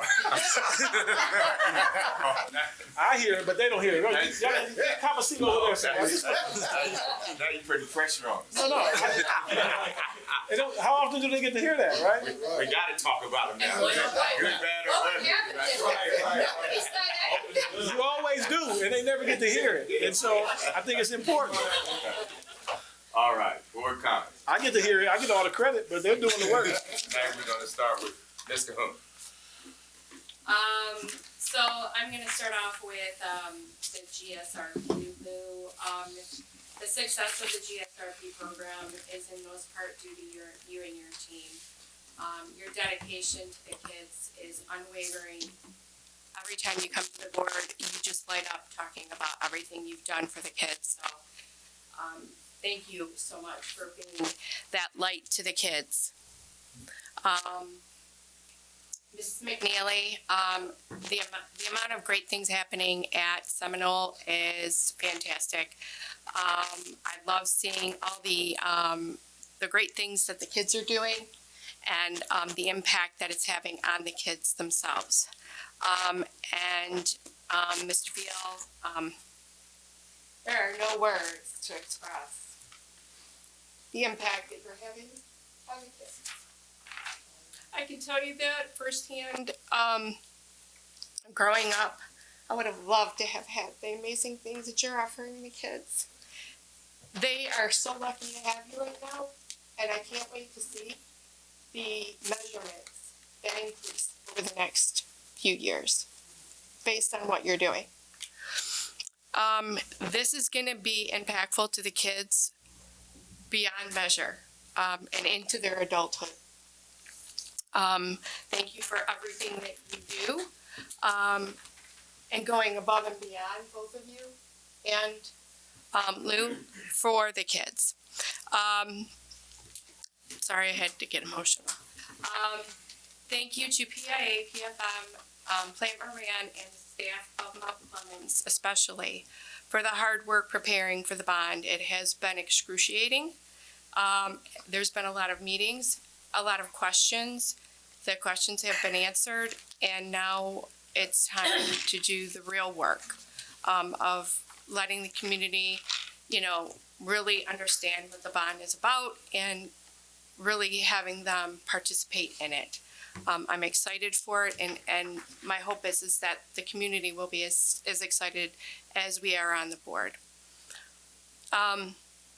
Superintendent, great job preparing the district, both last year and this year, to be able to do the bond. Because if you didn't do all the hard work along with your team, we wouldn't be in a position to do the bond at all. At all. You and your team have been incredible.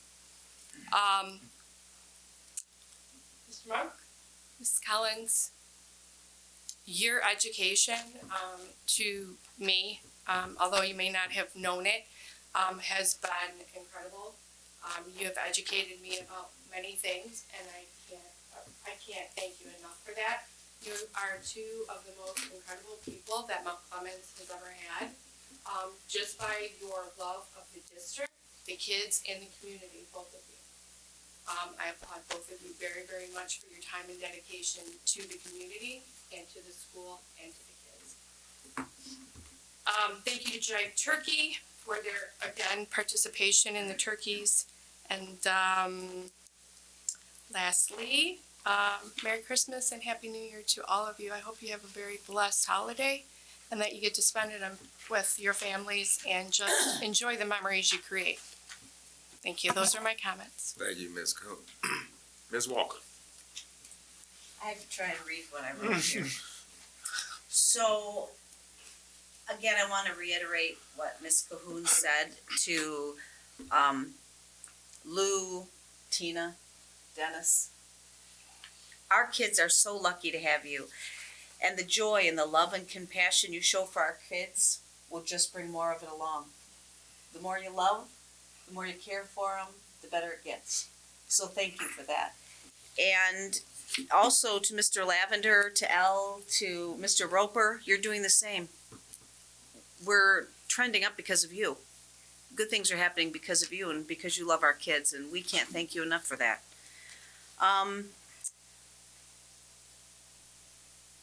The bond, I can't wait. I can't wait to get out there and make it happen and help make it happen for our district and for our kids. To Jason and Jamie, gonna miss you, for sure. It's been awesome, but I'm sure we'll see you around. I don't doubt that at all. So just enjoy and come see us often at meetings. No heckling, but you can come to meetings. And to our families and friends, have a blessed and beautiful Christmas and holiday season, and just enjoy your time with your family. Those are my comments.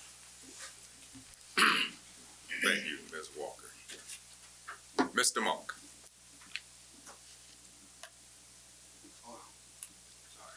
No problem. Thank you, Mr. President.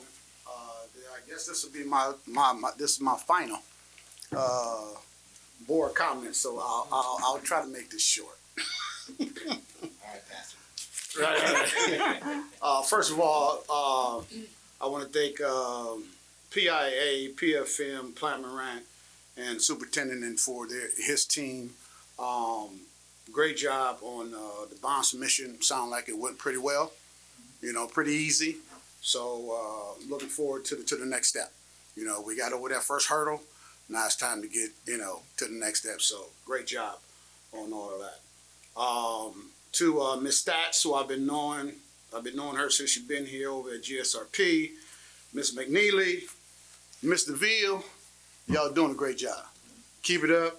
Our kids in this district is in good hands with y'all at the helm, so definitely appreciate y'all. Welcome the new hire, first grade teacher. We know you're gonna do well. And with that, it has been a pleasure and a joy to return to this board, to step in and step up to perform my civic duty to help continue progress of this district. Thank you to Mr. Rickman and Dr. McFadden for reaching out to me to return on a temporary fulfillment of the vacant seat. Thank you to the board for welcoming me back and being part of this group. Thank you to the MISD for voting me in on a unanimous vote to put me back on the board. And I want to thank the 3 board members of this board who gave my support for being on this board. Hopefully I have brought all my expertise to this board in hitting the ground running to help and support the superintendent and his staff with the great execution of building a climate of accountability and professionalism that I have seen during my tenure on this board. And because of that, student enrollment has been improving for the past 2 years. Thank you to Mr. Lavender. Why are you sitting back there? Thank you, Mr. Lavender, for your dedication to this district that is shown daily. I understand the meaning of spending more time with your family. Good luck in the future endeavors and that family quality time. Congratulations to the 4 board members on your elections. Ms. Walker, Earl, and for the 2 new board members that was elected to this board. Ground yourselves in policy and taking classes to gather information to help you support this board in supporting the superintendent. You don't run the district, the superintendent does. You will have community members coming to you daily. Listen to their concerns, but make no promises that you can't control or act on. Remember, the superintendent runs the district, not you. To Ms. Dawes, I wish she was here. Thank you for your professionalism and attention to detail. It has been a pleasure working with you on the Finance Committee. In my 9 years on this board, you are the best of the best, and the superintendent and this district is lucky to have you. Good luck and keep up the great work. To Ms. L, I will miss you saying that part when I walk into the business office. You are a great help to the superintendent and this board. Keep up the great work and keep the superintendent on track. Superintendent, I have seen and heard about you from afar. But when I got a chance to visit you and talk to you, I knew that you are the right man for this job at this time. You are what this district needs. I see how you interact with your staff and with the students. I wish that you were the superintendent when my son and my daughter was attending here. And my wife said that she would have never left if you were the superintendent when she was here. She also said that she would gladly come back if the opportunity presents itself. You're an old soul, and your heart is with these students and their families. Stay humble, don't compromise your values, and I will see you on the golf course or whenever you need me. I'm just a phone call away. To Earl, David, and Ms. Walker, I've been with you all for my entire 9 years on this board. We have had some good times and we have had some intense conversations. And I am better. I'm a better person and a board member because of that. But I have never questioned either of your dedication to the success of this district, you all would not have dedicated a combined 50 plus years on this board if you weren't all in for these students and these families. When the 19th hole opens up, I would get you all over for some cocktails, and for Earl, I'll buy you a soda. Water, please. Okay. I want to wish Merry Christmas to everybody and a happy holidays. This is my final departure from the Mount Clemens Community School Board. The state of the district is strong, and I feel good about the future that is coming. For the last and final time, Jason Monk has left the building. Thank you. Those are my final comments.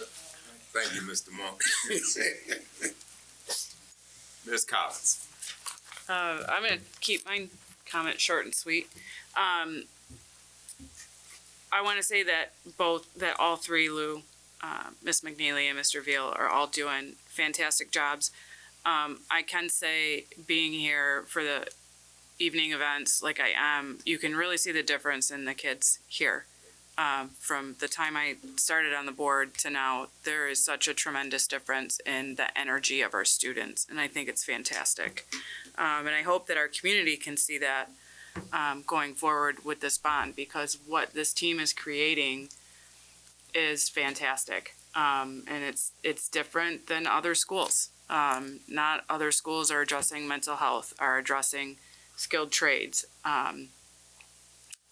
Not the way that we're really focused on giving our kids opportunities, different opportunities. So I'm really excited for that. I'm hopeful that this bond passes. Even if I'm not on the board, I'll be out there doing the work. I'm not going anywhere. I don't need to be a title to be on a team. So I'm still here. I'm still going to be charging you at the door. Doesn't matter who you are, you got to pay to get in. So I'm not going anywhere. I'm really excited to see the HVAC program grow. And I want to give credit not only to Larry Ireland for the amazing job that he's doing, because he's putting together his program with so much heart and dedication and love. This is his passion. But I also want to thank David Lavender, because a lot of people don't know is the HVAC program was just a summer school program for a little while with a little bit of donated equipment. And it was a conversation in a curriculum meeting. And I said to David, why are we not moving on this? And David the next day started moving with the application to the Department of Education. And that is why this program got off the way that it did. It was Larry Ireland and David Lavender who worked together as a team to get that curriculum written and turned in. So they get all the credit for that. So, like I said, I'm not going anywhere. I'm excited to be here. If you have donations for our kids, coats, hats, gloves, hygiene products, shoes, new shoes, not used. We don't want used anything. Please bring them in. If you can't get here during the school day, I am local in the community, obviously. I'd be willing to come and pick anything up that you have. So that's it. That's my board comment. Thank you, Ms. Collins. Mr. Walker. Thank you. And listening to the presentations from our admin, from GSRP up to secondary, it just proves that we have a solid foundation in team and leadership across the district due to the leadership of central office and the superintendent. I think I would call this a all-star team, if I'm being honest. There's nothing like it looking at other districts, especially close. I think that we're on a great run forward. I think that we have a lot of momentum, and we're only going to go faster with kids in mind always. To Jason, it has been great being on policy, hundreds of policies, pages of lawyer jargon and conversating over that and misspellings that we would have caught. We should have got paid for, but to be honest. To Jamie, it's been great learning from you, from being on the board, and learning the process, what it takes to be a board member, and looking on the outside in instead of inside out. And think that we have a great team here, and looking forward to what the new year holds. Thank you, Mr. Walker. Dr. McFadden. Please, Mr. President. All I gotta say is ditto, ditto, ditto, ditto, and ditto. But all jokes aside, I know that's not all you're going to say. no. You know, I'm a minister in training under Jason over there. 3 words come to mind is impact, impact, and impact. Jamie, Jason, and David. Very impactful. Passionate. We're gonna miss some yellow around this table and some orange, because I know my card is green. But and we've been to the retreat, so you guys know what I'm talking about. Ooh, that guy's the blue. He was blue. Yeah, but he said he's blue. But you ever get him up at a conference? He's really. That day he was blue. Yeah, True blue. That true blue. But the passion they bring with everything they want to do. I mean, we have gotten a lot of heated discussions on this table. It wasn't that we hated each other, it's just that we had so much love for each other. And I want to say I appreciate you guys a lot. I mean, more than you can think of. I think this team, as even a board, is a dream team. Definition of functional working partnership and teamwork. And we have come through a lot, but we have done a lot. And that goes also with our staff and our leadership. I mean, Lou, Neely, Mr. Ville, the things they put in action, what I liked about tonight, what they said was they shot it to us straight. I'm going to try to keep it short and simple. They gave us the good, the bad, and they also told us the ugly. So the way we ending this year is a new foot and see what we're going to do in the beginning of the future, 2025. You know, I'm not a person of many words. I try to keep it simple. This guy. But the truth is, I'm going to miss you guys a lot. Okay, I'm not going to break a tear out for you because, Jason, you know I don't cry like that. But you guys are a great teamwork. And David, I wish you the best in everything you do. I do think that you was a very strong impact to this district.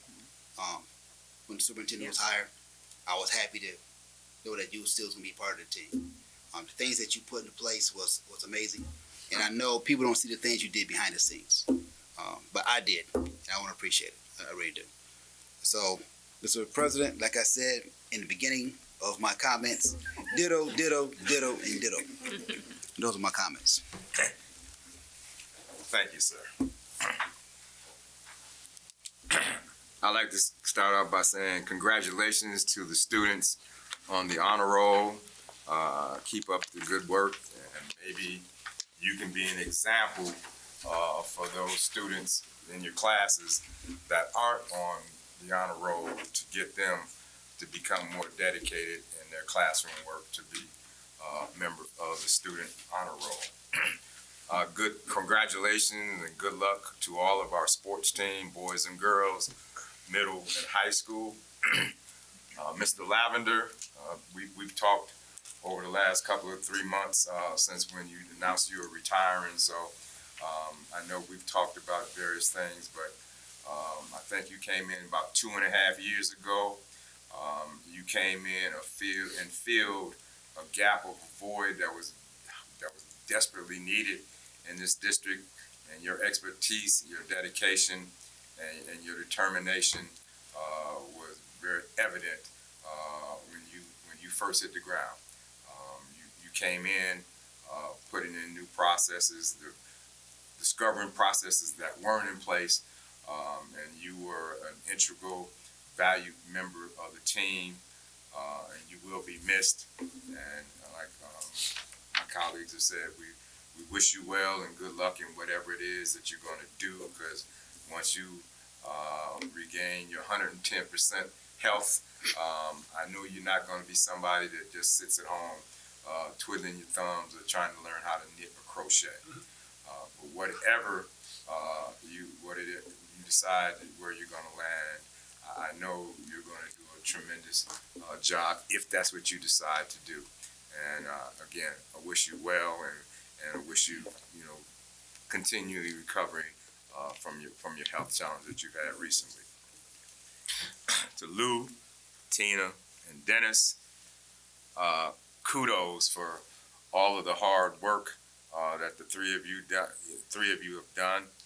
Each of you came into a new environment and a new position, and each of you hit the ground running through your dedication, leadership, and commitment is exemplified by the positive results that we saw on the presentations that you provided and the direction that you're taking the district in. And I appreciate your efforts and all that you're doing for the students in the Mount Clemens Community Schools. To Jamie and Jason, we go back 9 years on this board. Your first term, we had a lot of issues, a lot of challenges. I recall when I asked you to serve as the chair of the policy committee, and you wanted to be a one-year thing. And I said, no, let's keep it consistent because you got new board members and let's keep it for 2 years. And you agreed. Then I came back another time, and you begrudgingly decided you would take over the chair of the policy committee. And see, I knew putting you there would do some things for you because of the type of person that you are. And the type of thing that I mentioned that happened to you is you had the policy company ask you to present at the school board conference because you are a seated school board member and you did an exemplary job in how you presented the policies and kept the policies in order, and they saw that. I saw it, but you didn't see it. I saw something, I'm the coach's thing, I saw something in you that you didn't see in yourself. And that just shows, your dedication and how it paid off, that you got a larger audience to get to understand the importance of policies. And I appreciate, everything that you've done for the district over the 9 years that you've been on the board, and even before the things that you and your wife were doing for the district. So I appreciate and value our friendship. We were friends long before you came on the board. We had some heated arguments, passionate discussions. People at Saunders asked me, were you mad at him or was he mad at you? I said, no. Nobody, we don't take this personal. We just, when we're talking about an issue, an item, we take that personal, and we give our best in our argument on why the position be taken. But after the decision is done, we're not mad at each other because we got 1,000 more decisions to make, and we have to work collaboratively and in partnership as a team. So that was exemplified. Ms. Collins, I'm going to miss you. I've told you that already. People don't see what we do as a board member. They see this at a meeting, but I'm looking around this board table. We got 2 board members that's not collecting the money at the basketball game tonight. We got another board member that's not doing the concession stand. We got another board member that's not announcing. So this board, in terms of extracurricular activities, these members on this board play a very integral part, and that just shows the dedication that we have beyond the governance and the board table that each of us have exemplified our input and our dedication to serve the students. So, Ms. Collins, I told you before, we appreciate your perspectives, even though at times we disagreed, but it was never to the point where we're disagreeable. You were very instrumental in beginning the discussion about the HVAC, and now that's growing and blooming and it's full-fledged. So you brought that idea to this board as an idea, and an idea that took root and now is doing it fabulous. So I thank both of your commitment, dedication, and time. People don't understand the time that it takes if you're going to be an effective board member. The time it takes to put in to be abreast to items and issues that you're going to be voting on. And I appreciate and value both your friendship and stewardship while serving on this board. The bond issue, the Partners in Architect, Plant Moran, and everybody that participated in that process, even the community. We had community outreach meetings, community town hall meetings in development of the bond, and we're going to go back to those same type of town halls as we roll out this bond initiative, the campaign. We're going to need residents, citizens to serve on committees to help us push this bond across the finish line. The first and only time that we go after it. That's the you strike the iron while it's hot. So we got to heat that iron up and keep it moving.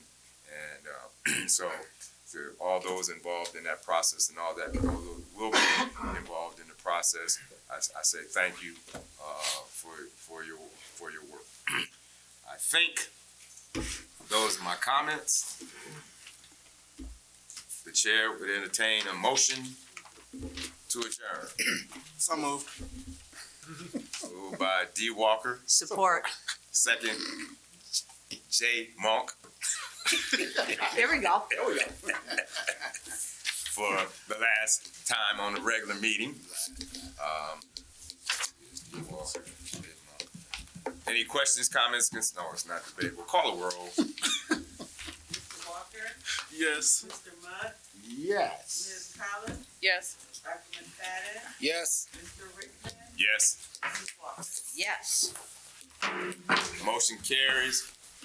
Meeting's adjourned at 8:42 in the PM. Thank you, ladies and gentlemen. Appreciate your assistance, your time, your energy, and efforts. Thank you.